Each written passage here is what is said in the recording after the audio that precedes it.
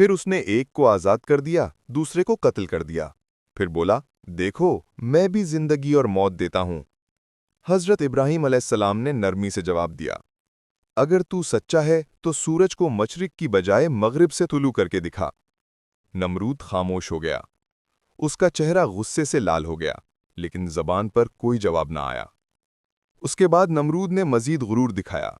उसने कहा, अगर तुम्हारा रब इतना ताकतवर है तो आग में कूद जाओ, देखते हैं तुम्हें बचाता है या नहीं। चुनाचे उसने हजरत इब्राहीम अलैहिस्सलाम के लिए एक बड़ी आग जलाई, जिसकी लपटें आसमान को छूने लगीं। लोगों ने कहा, ये इब्राहीम अब बच नहीं पाएंगे। लेकिन जब इब्राहीम अलैहिस्सलाम को आग में डाला गया, अल्लाह ने हुक्म दिया, ए आग, इब्राहीम पर ठंडी और सलामती वाली हो जा। और आग ठंडी हो गई। इब्राहीम अलैहिस्सलाम सलामत खड़े थे और नमरूद हैरान रह गया। ये वो लम्हा था जब सब ने देख लिया, ताकत, बादशाहत और गुरूर मिट जाता है, मगर ईमान हमेशा गालिब आता है।